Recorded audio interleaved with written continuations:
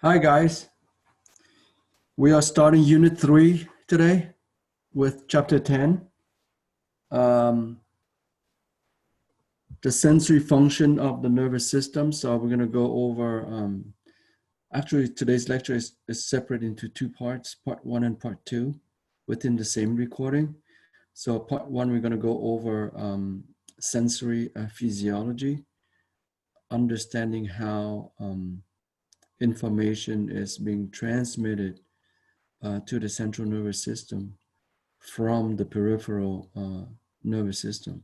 So there are sensors, there are receptors in the periphery who are capable of detecting specific uh, sensory signals, different types of sensory modalities, and then send it to the central nervous system for us to perceive our reality.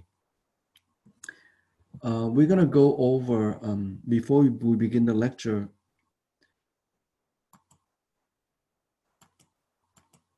we're going to define some two additional graded potential. So far we've learned from graded potentials are EPSPs and IPSPs. Today we're going to add two more, generator potentials and receptor potentials. And you've seen these receptors from Bio-31 anatomy.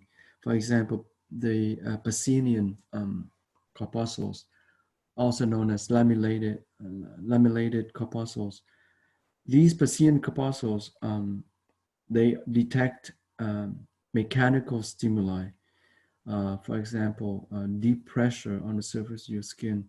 So as your skin receives a deep pressure stimulus, they can distort skin areas deep enough all the way down to the Pacinian corpuscle. And once the sensory part of the receptor is distorted, they're gonna induce the axon here, part of the first order neuron called afferent neuron, or first order neuron or ascending neuron, which is a sensory neuron, to fire action potentials and propagate that action potential toward the spinal cord, right? So this sensory neuron, this first order neuron, has its cell body located in the dorsal root ganglion, right? So one ganglion, two or more ganglia, dorsal root ganglion or posterior root ganglion. That ganglion, each ganglion contains hundreds of cell bodies of first order neurons, one of which has its peripheral axon all the way and wrapped by a structure that we call the Pacinian corpuscle. And when you excite the Pacinian corpuscle induces the first sensory neuron to fire an action potential.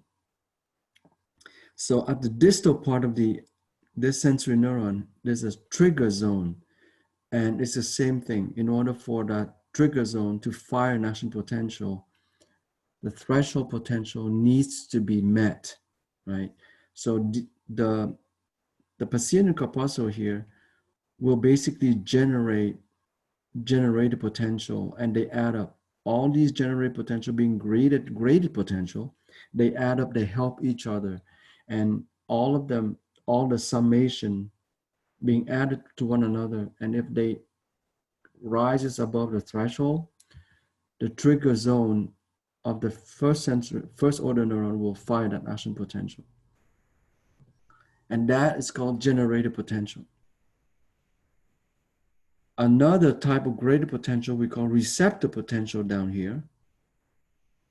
So this here, for the Pacinian corpuscle, this, for example, for deep pressure, so this would fall under one of the four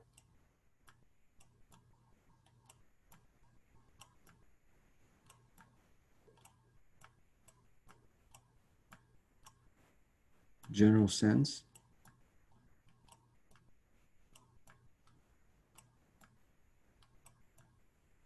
Right.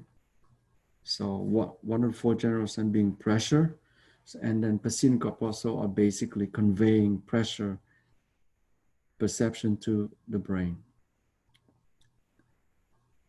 The next one, the receptor potential, this is used by special senses.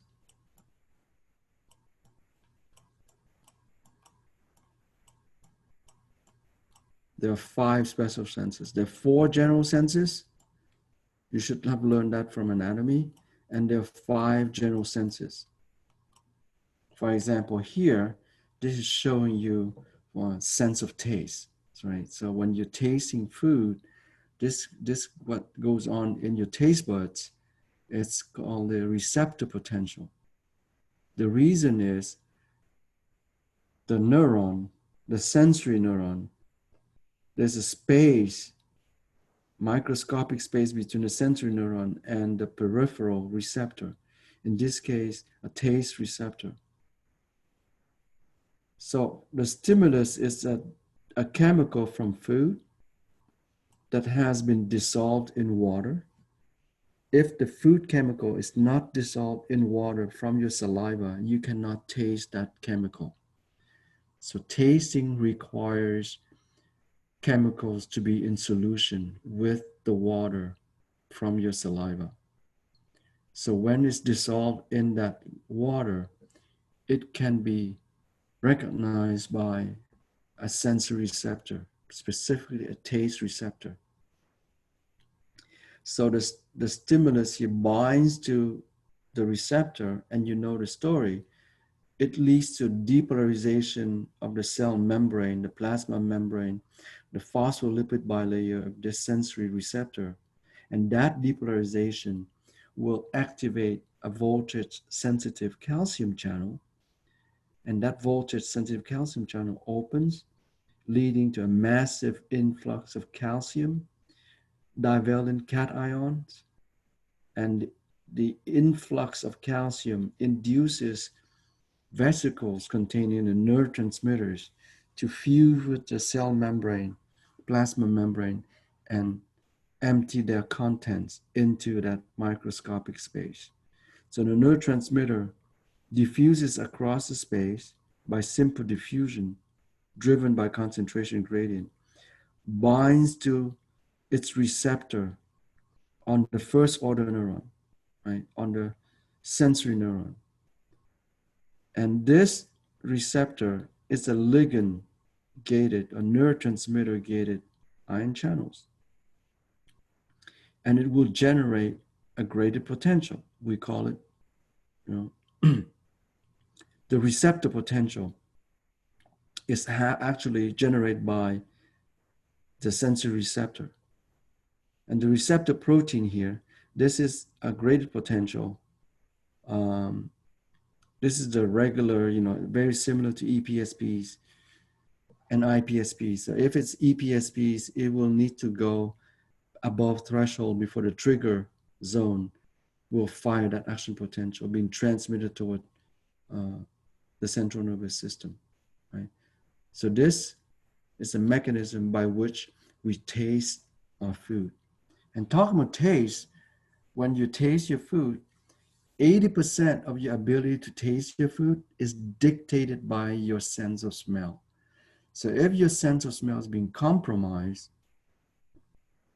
most of your ability to taste your food will also be gone, right? And we're going to go back to that later when we get to the rest of the lecture.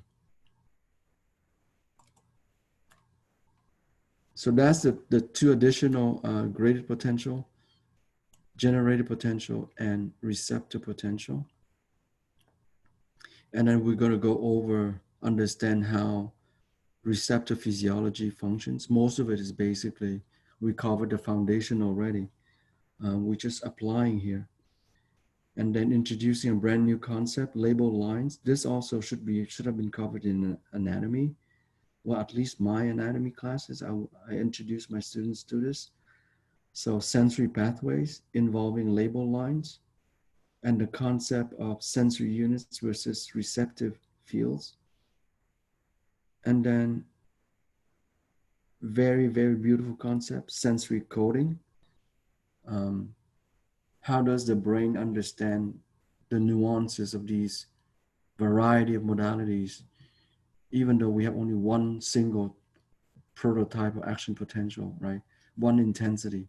How is that information being sent and decoded by the brain for perceiving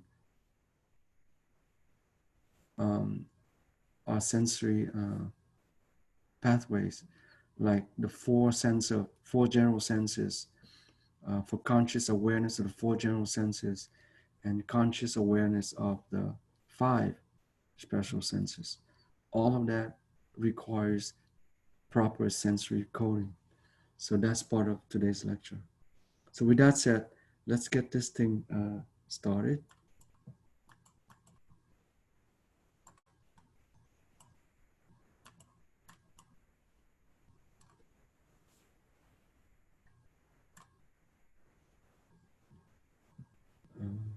Need the space where.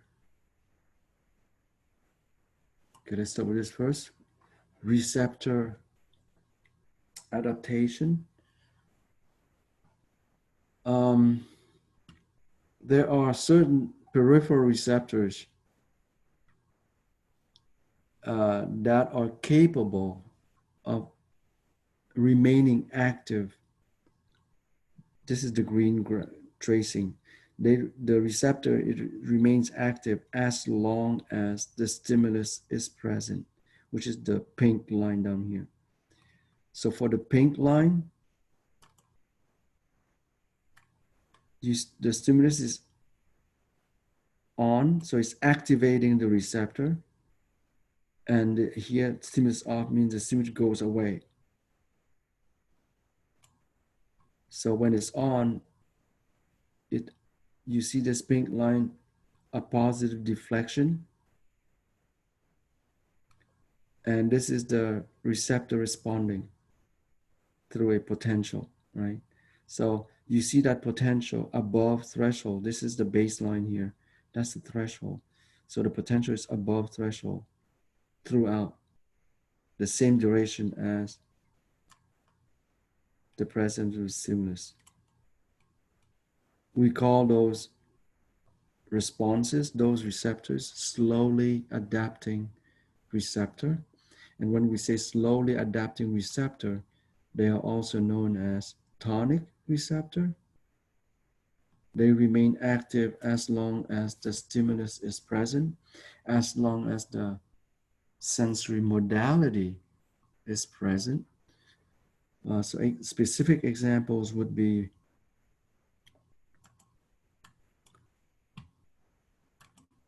muscle stretch receptors. We're going to revisit them when we talk about the muscle unit, and Merkel discs in our cutaneous membrane.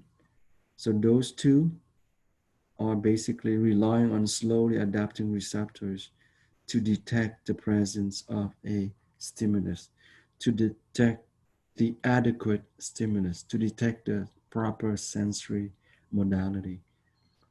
So for example, the muscle stretch receptor detects the length of the muscle to protect muscle tear, and the Merkel disc detect pressure, for example, touch. So those are examples of slowly adapting responses or sensory receptors. There's another type of receptor adaptation, and that's over here. The receptor only responds to change, on and off, right? That's what we call rapidly adapting or phasic receptor. they respond only when there's a change in on and off signal. So when the stimulus comes on, they detect it. When the stimulus comes off, they also detect it. For the remaining period where the stimulus is present, they don't respond. You see the flat line right there, right? So they respond only at the beginning of the stimulus and only at the end of the stimulus.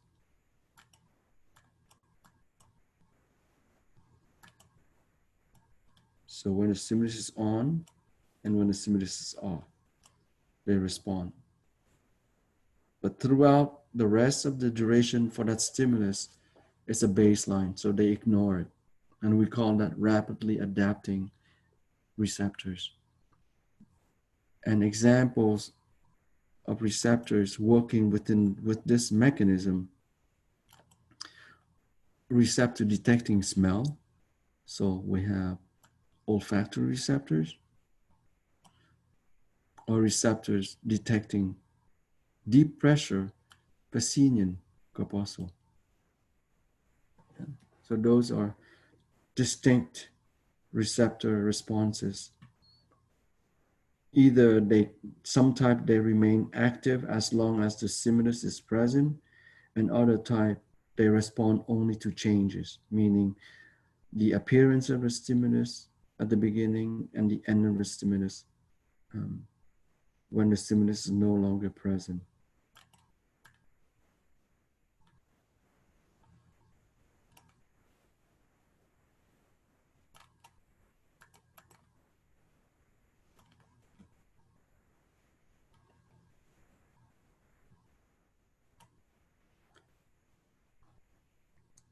The concept of a labeled lines, even though we talk about this, it should have been covered in anatomy, but not in this context. But the structural neurons should have been covered. This is called a sensory pathway, and it involves 3 neurons, sensory neurons in series, meaning one after another, starting with the first order neuron. So the first order neuron is in blue, which is a sensory neuron belonging to the peripheral nervous system, because this cell body here, they are aggregated in the DRG, the dorsal root ganglion, right? So each dorsal root ganglion consists of hundreds of cell bodies of these first order neurons.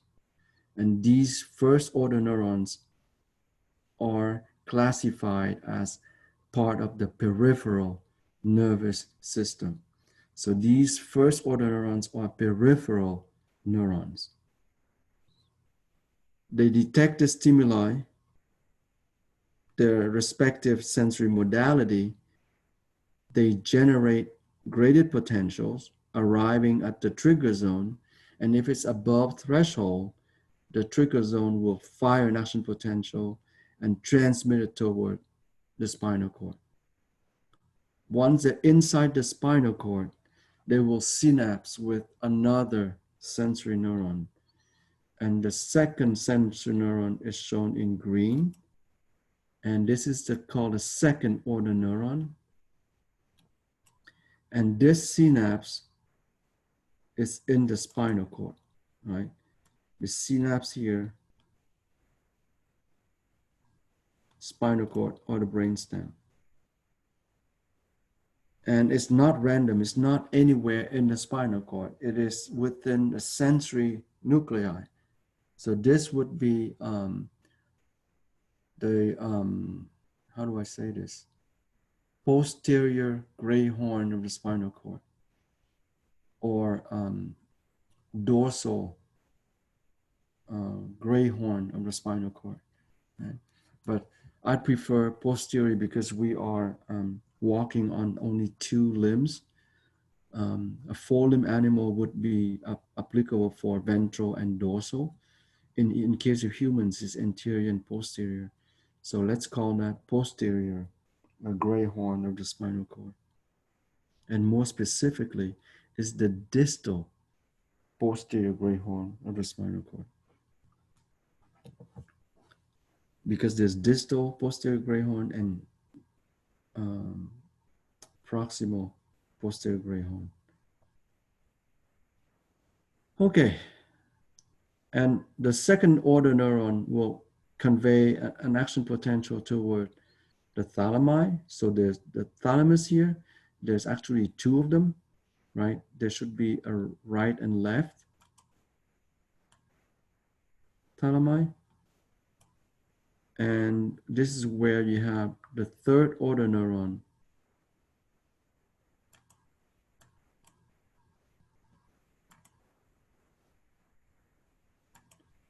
So you have the thalamus, right and left thalamus, and you have the third order neuron connecting each thalamus to the cerebral cortex. When we say cortex, it's specifically, we're talking about, in this case, the cerebral cortex, and more specifically, it's the primary somatosensory cortex, okay? Primary somatosensory cortex. That's the functional name. The anatomical name is the post-central gyrus. So it's the same area of the brain, same area of our cerebral cortex, having two names, anatomical / structural name called post-central gyrus, and functional name, primary sensory cortex. And this is where you perceive your reality. This is where a sensation becomes a perception. This is where a sensory stimulus becomes a perception. This is where you become consciously aware of a sensory stimulus. So if the information, if the signal, if the sensation fails to get to the primary somatosensory cortex, the individual is oblivious to the existence of that stimulus. So from the peripheral receptor, right, all the way to the thalami, that stimulus, it's called a sensation. And when that sensation is being transmitted by the third order neuron and go to the primary somatosensory cortex and received by these cortical neurons, we have perception. And so this is when sensation is being promoted to a perception status. So if any information, any sensory information failing to go to the cerebral cortex, in this case, specifically the primary somatosensory cortex, then there's no perception involved. So that's why we call it 3 neuron pathways: first order neuron, second order neuron, and the third order neuron. Among the 3 neurons, only the first order neuron is a peripheral neuron. The second order neuron and the third order neuron, they are both central neurons. The second order neuron and the third order neuron are classified as part of the central nervous system.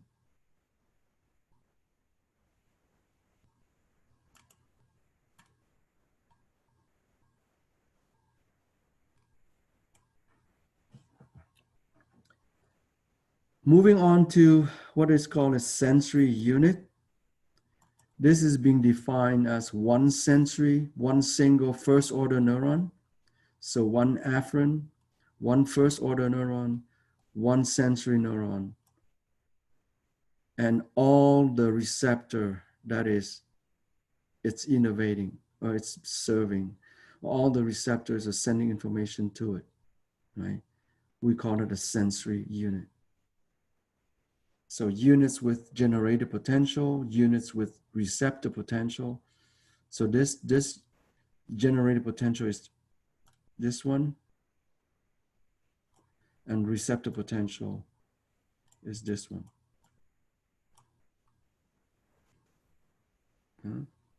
So that's a sensory unit. So you have one neuron innervating a surface in the peripheral nervous system.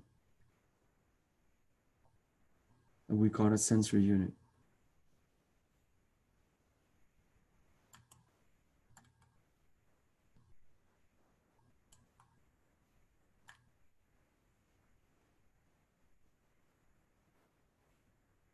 And down here, the concept of a receptive field.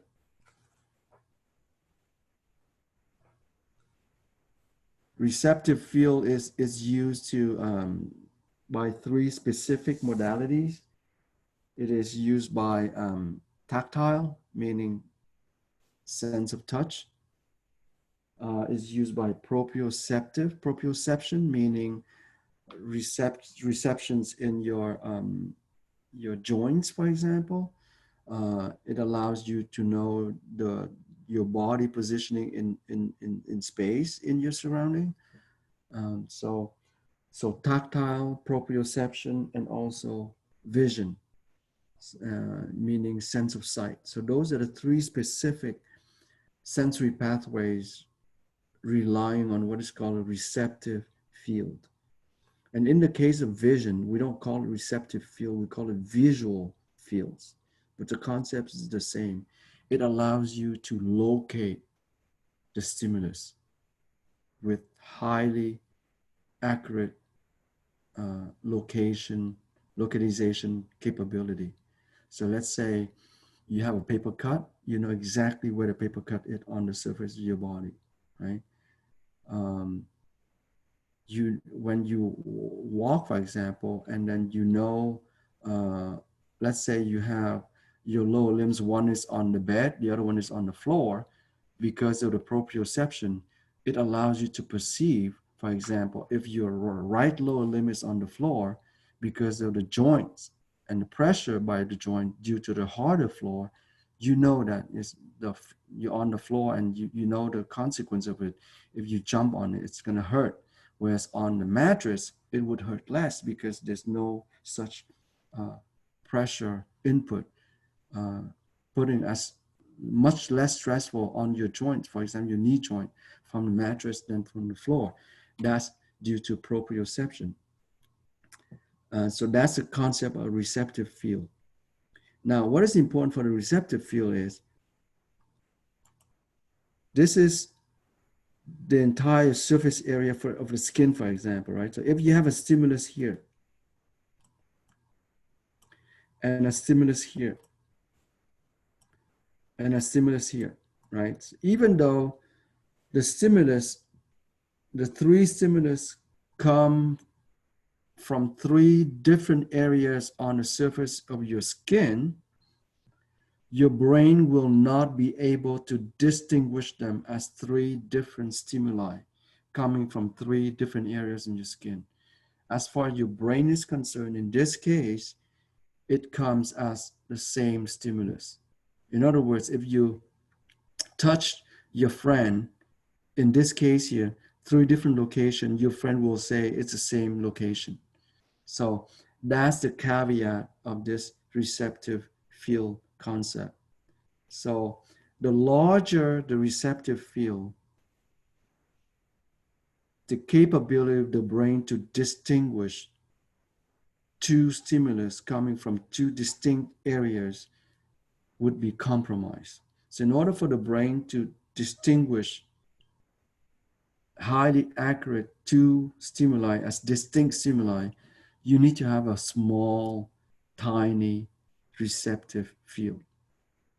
We're going to come back to that concept very shortly. Okay.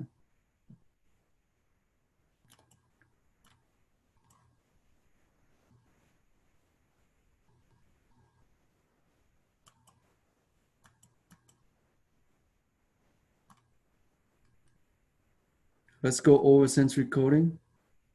And this is important. So when we talk about action potential, all action potential are the same. They have the same intensity. There's nothing interesting about them. They're really, really boring in terms of variety. There's only one variety. There's not much diversity. It's just one action potential.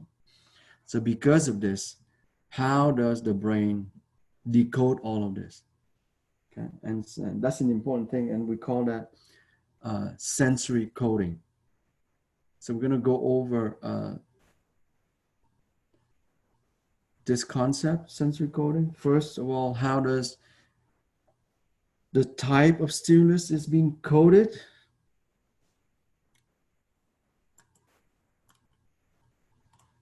Right, so this is depending on the receptor. So modality-dependent sensory receptor allows the brain to perceive different types of stimulus. Whether it's the pressure, so it's detected by the Pacinian corpuscle. Whether it's a chemical from food, then it's coming from a taste receptor in your mouth. So modality-dependent sensory receptor. And modality here means energy, a form of stimulus, or the type of stimulus. Now, it takes two to tango, right? It requires the stimulus, the presence of the stimulus, but also it requires the specific receptor that is tuned to that stimulus. So for example, here, this stimulus needs to be recognized by this particular receptor cell. So the chemical from food would not be detected but by the Pacinian corpuscle and vice versa. The mechanical vibration from detected by the Pacinian corpuscle would not be detected by the taste receptor on your tongue. So not only you need the presence of stimulus, but you need to have a compatible sensor, a compatible receptor that is capable of recognizing and be activating by that modality. Okay. That's why we have the 9 senses. We have 4 general sense and 5 special senses, a total of 9 senses that we can detect to perceive our reality. If there's a modality, meaning a stimulus that is there and there's no corresponding receptor, we are completely oblivious about the existence of that stimulus, of that modality. So we call that so this is how the brain recognizes the type of the stimulus. Due to the existence of different types of receptors, different types of sensory receptors capable of recognizing a very specific type of modality.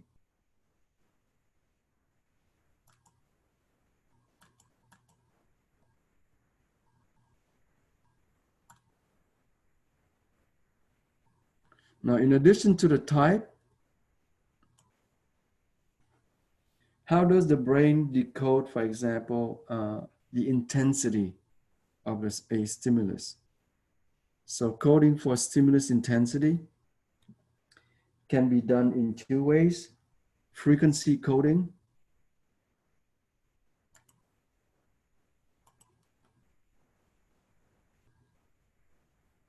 This word here. For stimulus intensity. But also another way, stimulus intensity also down here, by population coding. So both frequency coding and population coding allows the brain to determine the intensity of a stimulus. So let's start with the stimulus intensity, the frequency coding, meaning the number of action potential being fired, being generated per unit time. So you see here,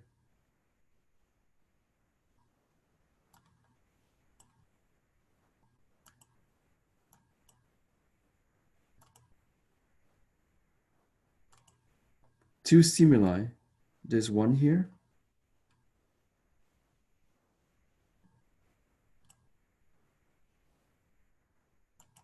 and there's another one over here. The green is stronger, right? So it has, so stimulus strength, this is stronger. This is a stronger stimulus. This is a weaker stimulus, right? W for weak, S for strong, right? So the weaker stimulus will generate a smaller graded potential. So the receptor potential here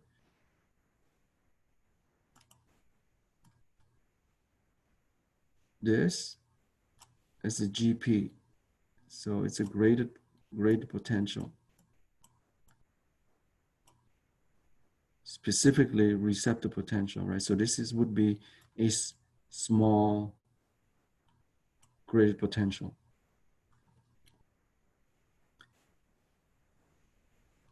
But the stronger stimulus would generate, this is also a graded potential,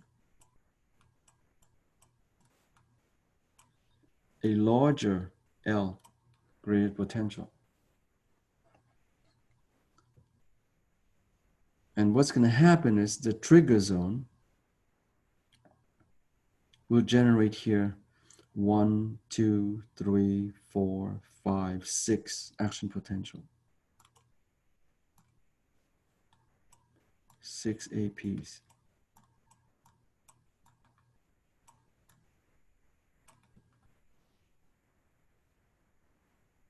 Over here we have 1, 2, 3, 4, 5, 6, 7, 8, 9 APs.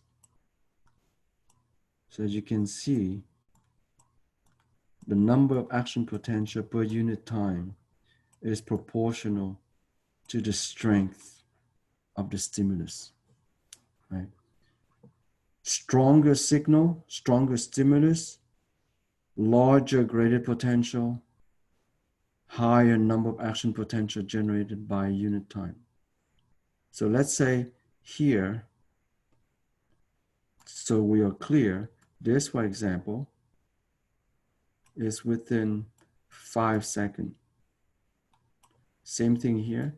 This would be also within the same 5 seconds, right?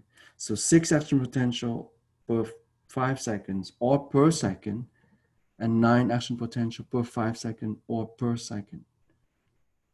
So it has to be the same duration, yet the number of action potential being generated has increased due to the stronger stimulus, producing a larger graded potential, leading to an increased number of action potential generated by the trigger zone and propagated down these node Ranvier. And so that we learned already. So what is new is the coding, right? Based on the frequency of firing of action potentials. Frequency means here, again, the number of action potentials being generated per unit time. And that per unit time, you can express it per second, you can express it per minute, you can express it per hour or per day. It's up to you, you decide. But if you are comparing, then you have to express the same unit, right? So over here, if you say per second, then over here, you have to be also per second. If you don't, then you have to convert it per second. So when you compare, you have to compare apples to apples. So you need to compare time unit that are similar. You cannot compare per second with per minute, obviously, right? So that's what I mean by that. So frequency coding is the exact number of action potentials being produced at the trigger zone per unit time. And we call it frequency coding. And that contains information about the strength of a stimulus. And we call it stimulus intensity. So that's for frequency coding.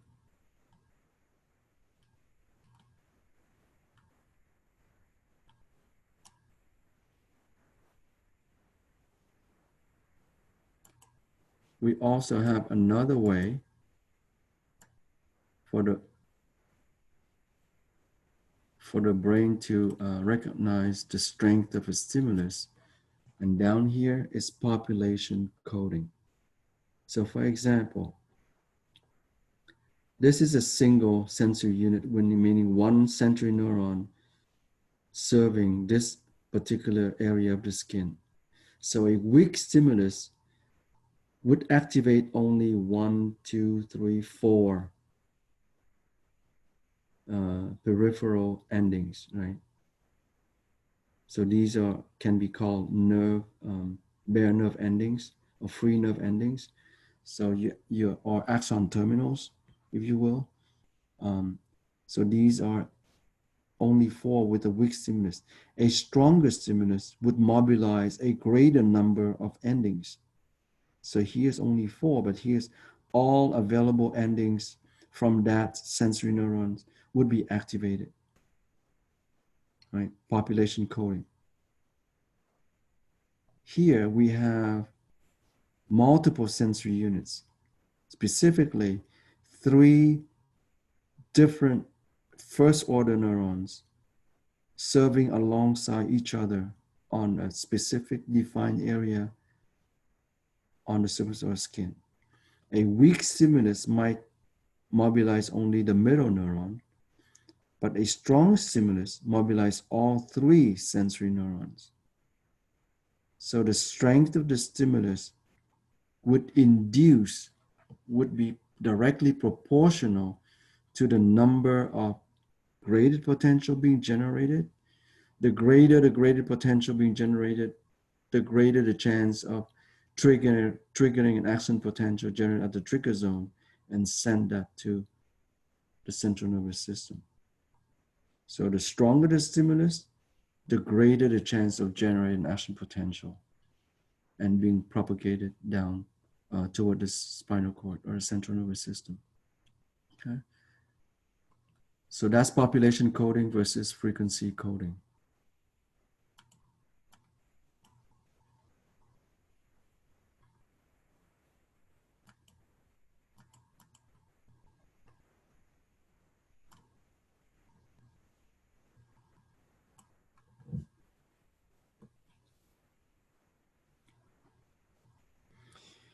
Another one is for allowing the brain to locate the exact position of the stimulus, meaning where does the stimulus comes from. For example, you have a paper cut, you know exactly where that paper cut is.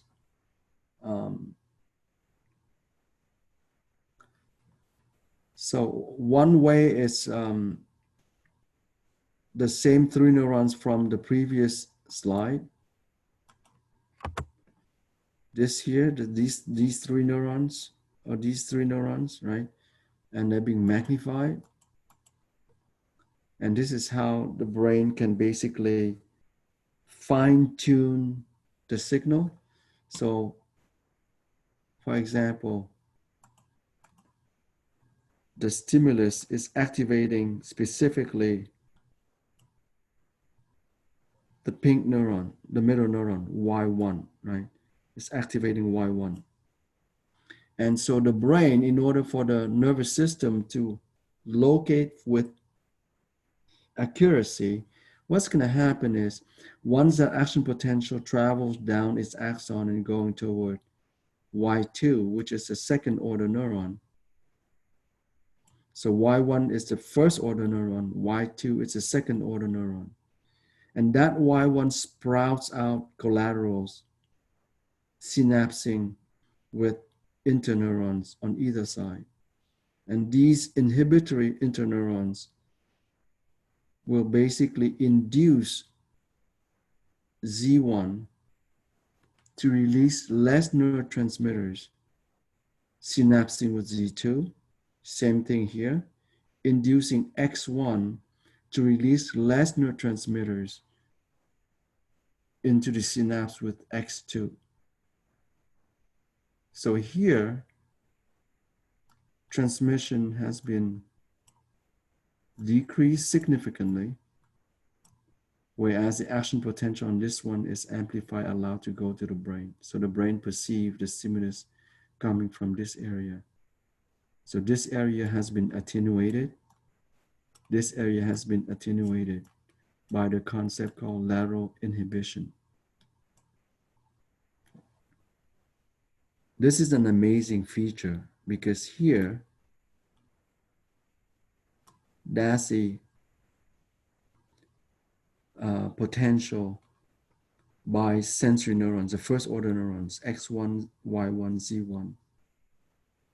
But here is the same thing, but by second order neuron, action potential being generated, Y2 significantly more than X2 and Z2, because X2 and Z2 have been prevented significantly from generating action potentials due to these inhibitory interneurons. And you should be able to answer that question by the specific mechanism, and we all learned that. How is it possible for Y1 to induce the interneuron here to go on to induce this axon terminal to release less neurotransmitter, right? So the interaction between the inhibitory interneuron and Z1, we learned that concept, right? So that's basically presynaptic inhibition. Same thing here. This inhibitory interneuron with X1, that's presynaptic inhibition, decreasing X1 from releasing it, or at least, yes, inhibiting X1 from releasing its neurotransmitter, inhibiting Z1 from releasing its neurotransmitter. So there's less neurotransmitter from X1 to activate X2, less neurotransmitter from Z1 activating Z2, right? Less neurotransmitter, less graded potential. Less neurotransmitter, less graded potential. Less graded potential, the chance of fine action potential decreases by the axon hillock of X2. Same thing here. Axon hillock of Z2 also will fail to find action potential due to a less weaker signal coming from the graded potential due to a decrease in number of neurotransmitters being released by Z1 and X1 respectively. So by using this lateral inhibition mechanism, the brain can locate with accuracy where is the signal, especially if for example, if it's a cut, right? If it's a traumatic tissue injury, the brain needs to know the exact location, and lateral inhibition is one such mechanism used to allow the brain to fine-tune, to locate exactly where that noxious stimulus comes from. And on a very similarly related concept called tactile acuity, two-point discrimination. So let's say you have two stimulus, one right here and one right here. This large receptive field, the brain will perceive it as one same stimulus. But over here, since two different neurons, you have a stimulus here and stimulus here, the brain will be able to perceive as two different positions on the surface, the same size area on the surface of the skin. So this one have a higher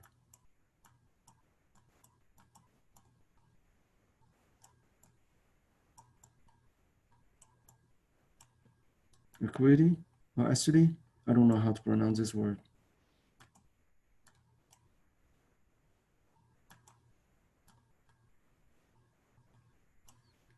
Okay. So this is higher.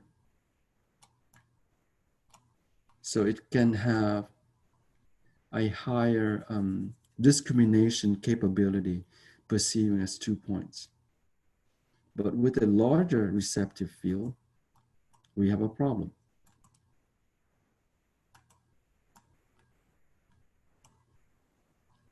Larger, we will have a lower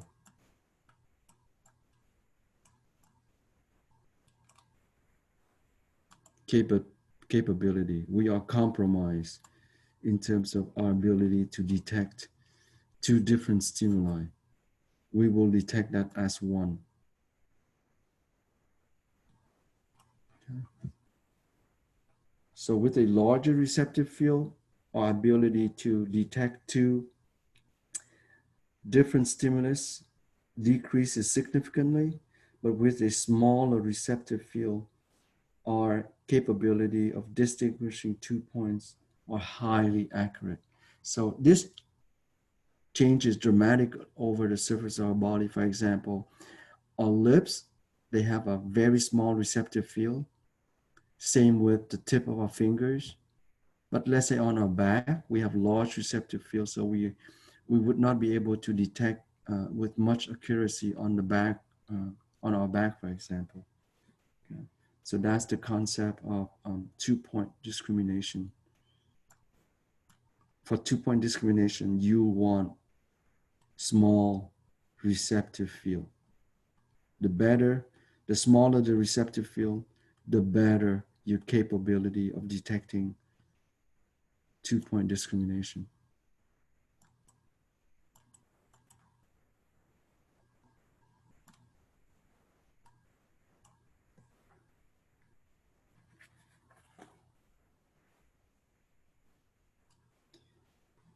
Moving on to the second part of the recording. So briefly, organs of general sense. So pain, temperature, pressure, and touch, change chemicals here to touch.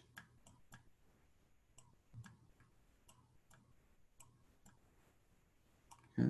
So pain, temperature, pressure, touch. They have common features. Their receptor has a simple structural design. So their structure is really simple. They also have a widespread distribution. So the receptors are all over, for example, the surface of your skin, right? Pacinian corpuscle is in your dermis. Meissner's corpuscle is at the boundary between the dermis and the epidermis. The free nerve endings are throughout the epidermis. All of them have very simple structures, but they have a widespread distribution. That's organ for the 4 general sense. So we have 4 general sense. Sense of pain, temperature, pressure, and touch. We have 4 general sense, and we have 5 special sense. These special sense, their structure is really complex, and they have a restricted distribution. You don't have 1,000 eyes, right? You have only 2. And the eyeballs is a very complicated organ compared to the Pacinian corpuscle, right? So as far as the general sense concerned, complex structural design and restricted receptor distribution, okay? So we're going to go over, the special senses. So for example, and sense of smell, you recall to know that's olfaction. Sense of taste, gustation.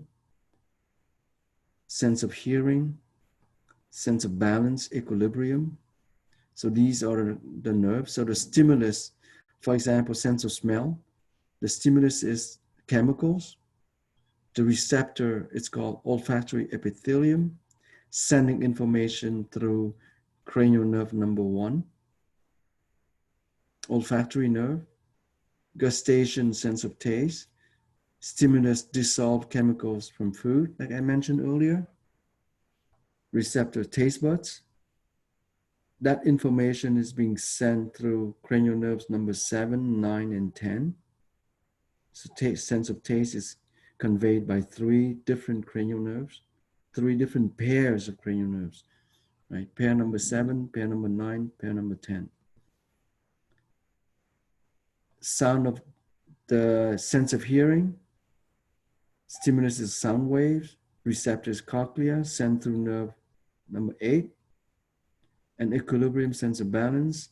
Body positioning, receptor vestibular complex, cranial nerve number 8 as well. What is unique about the sense of hearing and sense of balance? The stimulus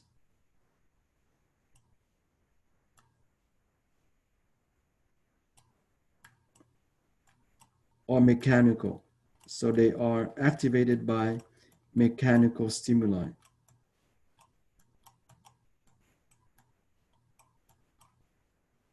Whereas olfaction and smell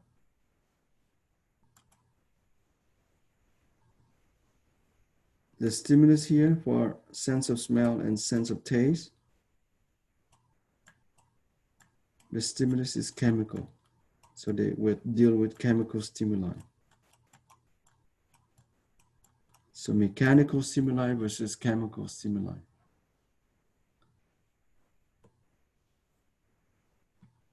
Whereas vision, again, it's a little bit different.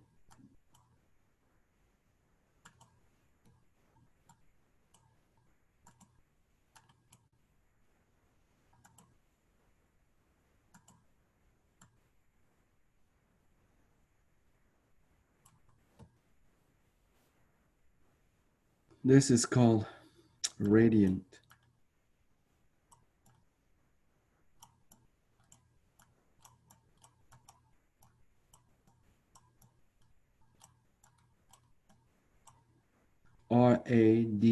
radiant, radiant energy, or visible light, right? So coming from sunlight. So this is radiant energy, this is chemical energy, this is mechanical energy. So different stimuli, different modalities. Both the sense of smell and sense of taste, the chemical needs to be dissolved. If you are the olfactory epithelium is completely dry, you will not be able to smell anything, right?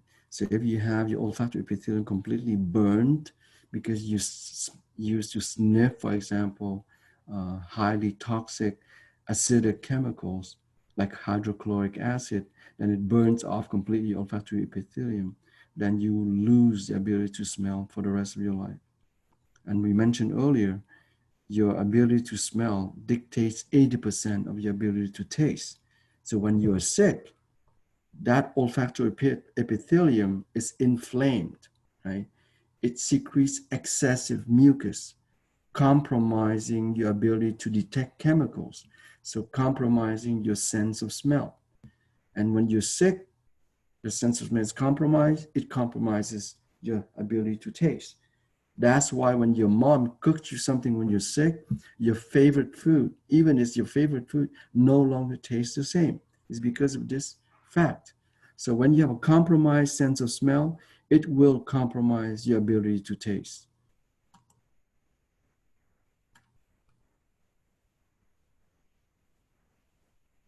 And among the 5 special senses, the oldest one is the sense of smell. And the sense of smell is the only one bypassing both thalami.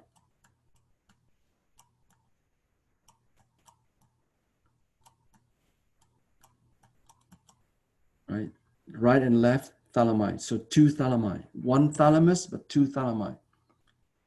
So that signal, olfactory signal, goes straight to the olfactory sensory cortex. It bypasses the thalami. Because of this, sense of smell is the only sense that has a direct memory component to it. So let's say you go to a foreign country. Let's go, your mother is she's Italian, right? She makes, delicious Italian food. You visit Italy, you walk downtown or, next to a restaurant, and it happens to cook the same meal as your mom used to make. And the same smell, when you smell that, it brings back vivid memory of your childhood with your mother cooking that meal, all that. So only the sense of smell can convey that perception, since it is bypassing the thalami. All other senses, we don't have that direct connection to a memory bank, right? So sense of smell has a direct connection to our past. So it brings back vivid memory when our sense of smell is being activated. So that's what sense of smell being the oldest. The most important sense, however, due to the sheer real estate, is vision. Our sense of sight, 40% of our cerebral cortex is dedicated to digest, to integrate incoming visual stimuli. Almost half of the part that is the most intelligent part of our brain, the cerebral cortex, 40% of it is dedicated to integrate, to deal with visual information. So with that said, vision is the single most important among the 5 senses. There's one more thing about the sense. The general sense, when we talk about this general sense up here, sense of pain is also unique. Perception of pain overrides all other sensory modalities because pain perception protects you from further injuring yourself.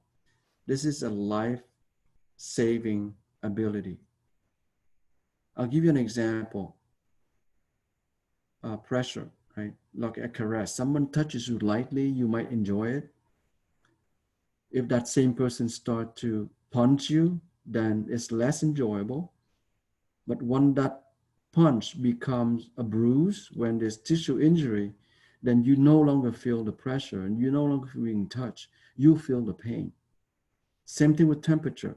You take a bath, the water initially is cold, it's uncomfortable, right? And then you increase the temperature where it's room temperature, then it becomes comfortable. And when it gets to a certain temperature, you feel it's hot, but past a certain point, let's say exactly at 54 degrees Celsius, you don't see the water as hot anymore. You feel pain. And that point, you lose the ability to appreciate temperature. All you can perceive is pain. In that sense, pain perception overrides all other sensory modality.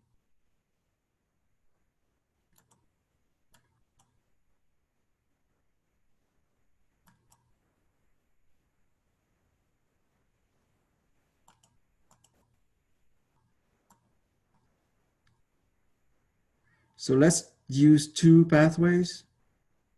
We're going to use pain perception and vision. So pain perception, that's for the general sense. And vision, that's for the special sense, because we don't have time to go over 9 senses. So we're going to go over the most important one, overriding all other senses. So sense of pain, and then vision. Yeah. But before we talk to that, this is basic review here from anatomy. So the receptor that detects noxious stimuli, noxious, N-O-X-I-O-U-S, noxious stimuli will allow you to perceive pain. And the receptor detecting noxious stimuli, they are called nociceptors, okay, leading to pain perception. So temperature extreme, mechanical damage, excessive chemicals that can burn your skin, that will activate the nociceptors. And they're located in skin surface, epidermis, joints, bones, walls of blood vessels. Thermoreceptor detect temperature.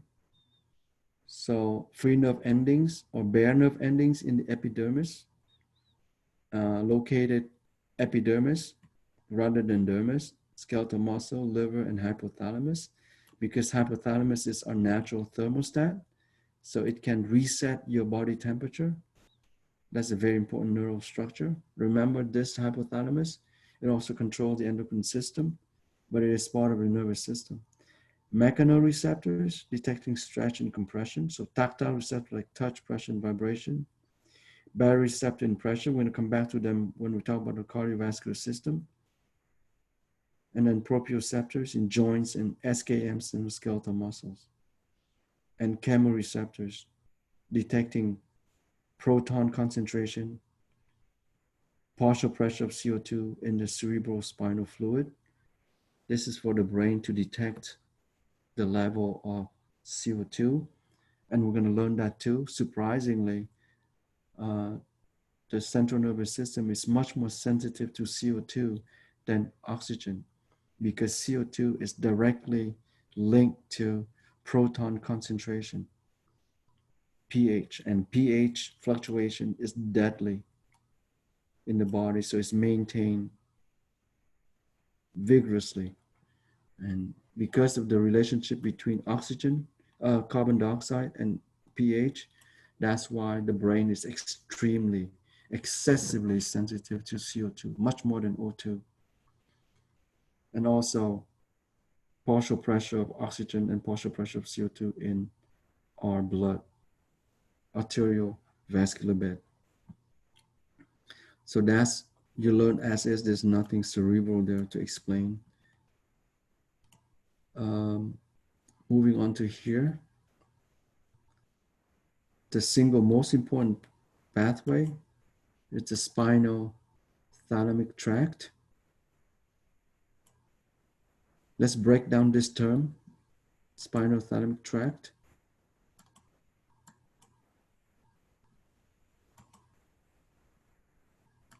Spinal mean the pathways begins in the spinal cord.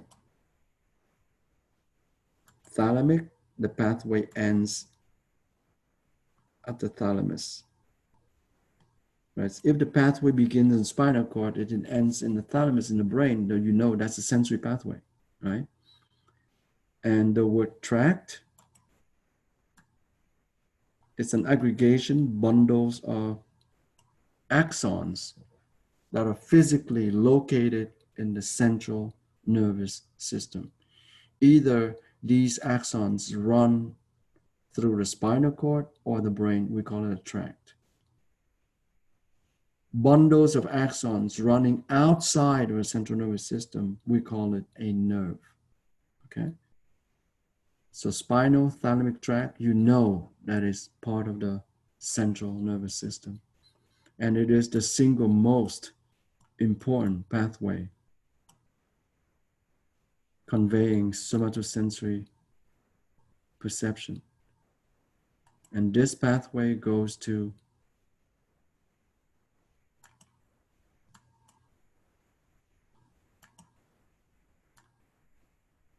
the primary somatosensory cortex, the post-central gyrus, right here, primary somatosensory cortex.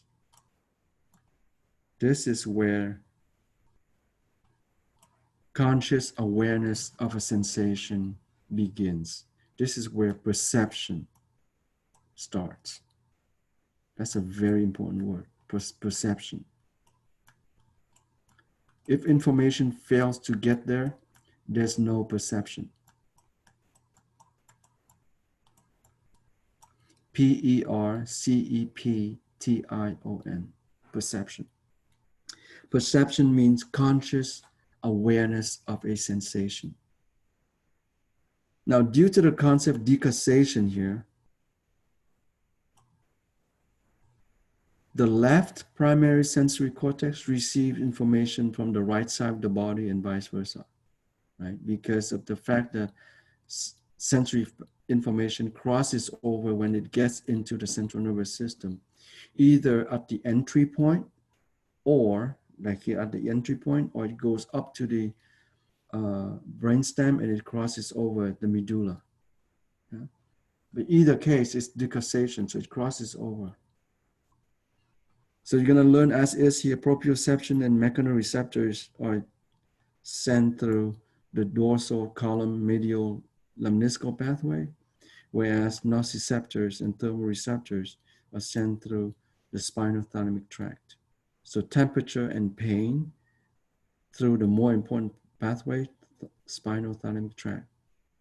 The difference between the two, the spinothalamic tract crosses over at the entry point, whereas the dorsal column pathway moves on the same side all the way up to the medulla, then crosses over to the other side. And we defined modality already early in the lecture, just the different types of stimulus, different types of energy that is used to activate a sensory receptor.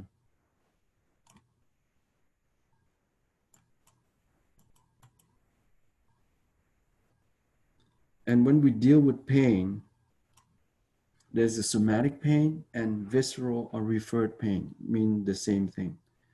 So they are synonymous. You can say visceral or you can say referred pain, means the same thing. And this comes from our visceral organs, right?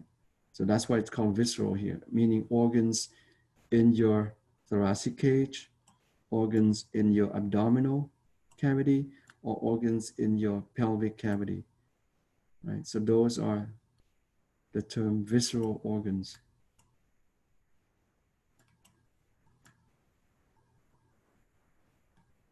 Visceral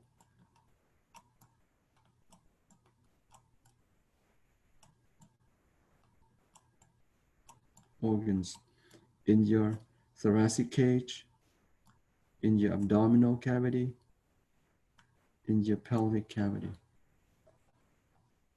So thoracic cage, abdominal, pelvic cavity. Any organs within these three cavities, if they are compromised, they will send sensory information. Unfortunately, so here, this is an example. The first order neuron is unique to the heart, sends it to, but that heart, information coming from the heart, does not have an exclusive second order neuron. It shares the second order neuron with, this second order neuron belongs actually to the skin.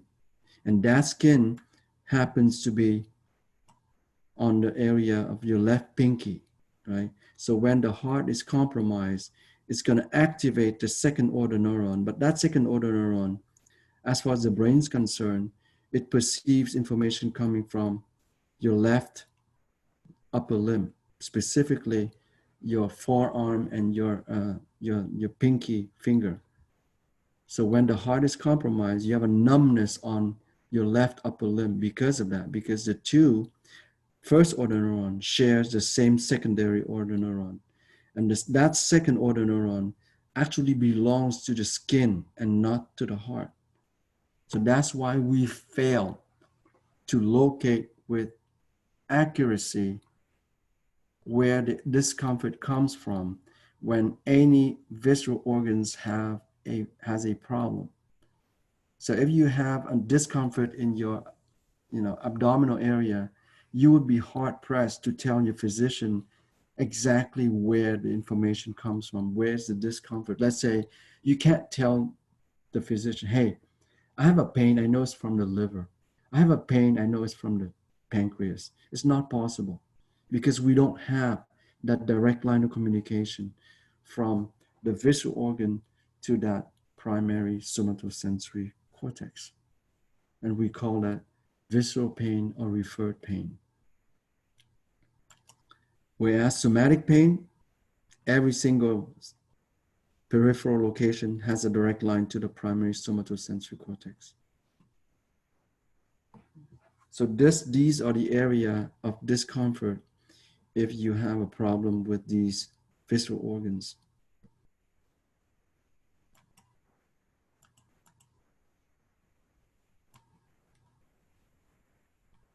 This is a very important concept, the ability to modulate pain. The first one is called gate control theory.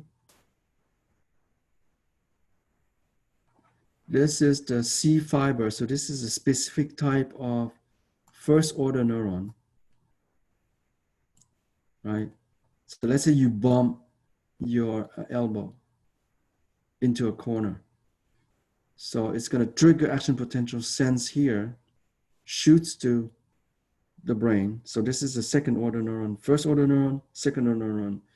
Action potential travels all the way to the primary somatosensory cortex to perceive the pain. And simultaneously, this axon collateral will inhibit this interneuron from firing. So this inhibitory interneuron will fail to release the neurotransmitter here. So it's in the spinal cord. So this neurotransmitter here would be glycine. So the glycine would be prevented from being released.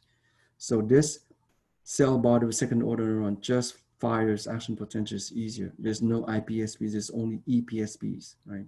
So over here is EPSPs, fires action potential. Here, IPSPs by glycine is not there because glycine is not released. But if you start to rub on your elbow, which is here, the pain is modulated. So the elbow has also another type of sensory called AB fiber. It has a larger diameter of axons and is myelinated. So it's going to propagate action potential faster. So the signal arrives before the C fiber. So what's going to happen here is it's going to activate this interneuron. This interneuron fires EPSPs, action potential fires here, glycine release. And if glycine is released, glycine induces IPSPs on the cell body with second order neuron. And when this signal comes in, that cell body has been hyperpolarized. So significantly less action potential be sent toward the central nervous system, leading to perceiving less pain. So this is why we rub our skin area when we bump our elbow into something. The more you rub, the more you lessen the pain by rubbing it because of this gate control theory, right? So the AB fiber activates the inhibitory interneuron, allowing them to release glycine, and the glycine induces the cell body of the second order neuron to generate IPSPs.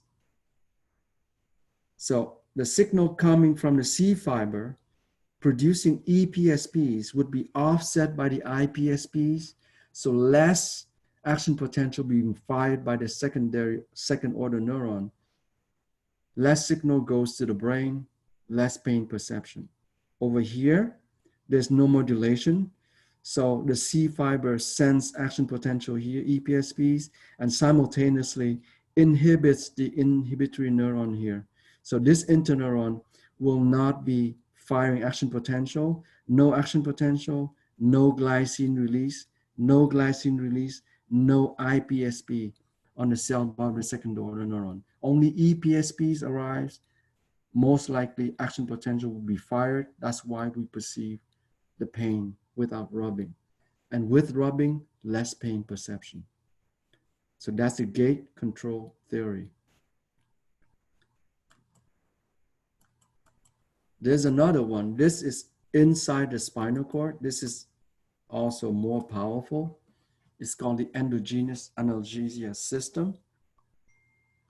This is ability of the brain to block the pain. So the brain sends signals down to the brainstem, and ultimately at the spinal cord level here, that's where I want you to focus on. The descending neuron will release neurotransmitter activating the interneuron, right? And what is important here is, even though it's not shown, the neurotransmitter here, the descending neuron, will basically induce interneuron and find action potential, inducing release of a novel neurotransmitter called the enkephalin. The enkephalin is a natural opioid, like morphine, but morphine is man-made. Morphine is synthetic, but enkephalin is naturally made neurotransmitter. And that enkephalin has a dual function, two functions. First, it reduces the amount of neurotransmitter released by the afferent neuron here. So this is a sensory neuron. This is the first order neuron, right? So the first order neuron releases substance P, a neurotransmitter.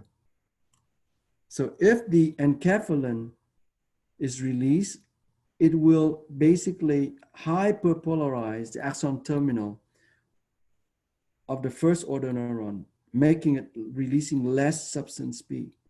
If you have less substance P, you will have less EPSP generated by the second order neuron. That's one mechanism. The other mechanism, enkephalin is also producing IPSPs on the cell body of the second order neuron. So again, decreasing the probability of firing action potential. Therefore, decreasing the signal going toward the thalami and ultimately to the primary somatosensory cortex, decreasing pain perception, right? So this is a second order neuron here being prevented from firing action potential due to these two mechanisms. So enkephalin released by the interneuron has two functions. Function number one, it inhibits the first order neuron from releasing substance P. And function number two, it induces generations of IPSPs on the cell body of a second order neuron. Right? In both cases, less substance P, less formation of EPSPs on the cell body of the second order neuron, less action potential being fired.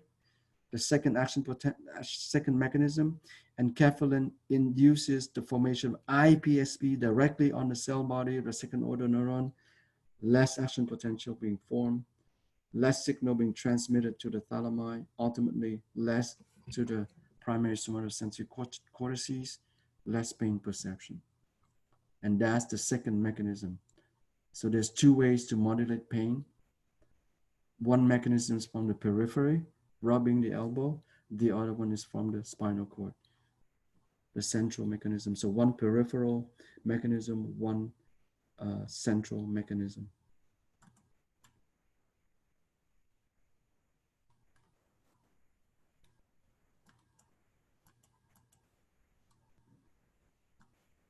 Now moving on to vision.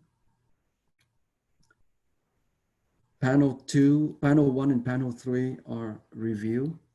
So this is basically your, you're gonna learn on your own because this is completely anatomy here. So these are the cells in your retina. So light comes this way, goes all the way in, activating the photoreceptors, cone for color vision, rod for black and white, night vision, and information goes back out.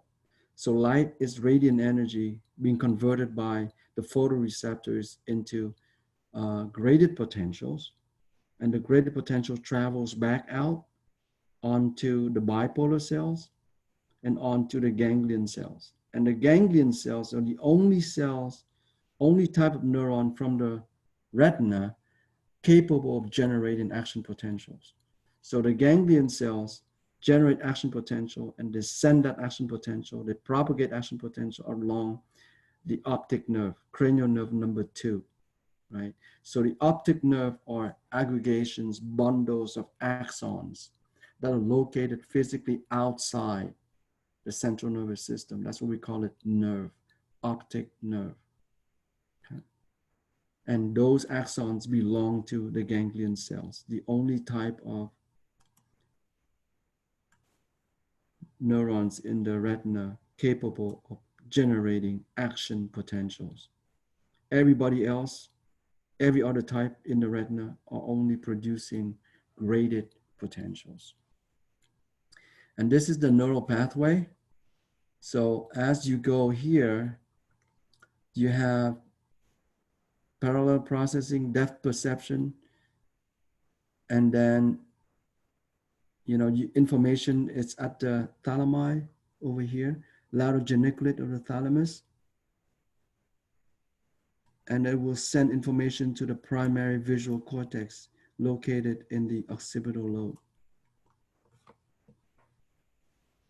Now, when it gets to the thalamus, information goes actually three pathways: to the thalamus, to the suprachiasmatic nuclei, and also to the superior colliculi.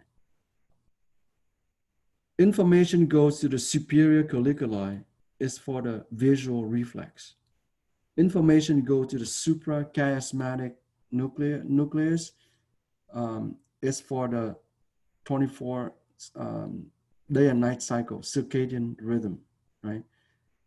And then the third pathway goes to the thalami that ultimately will go through optic radiation and onto the primary visual cortex.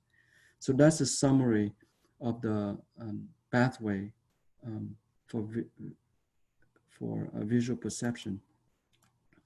What I want to do is the physiological component, which is very important down here, the second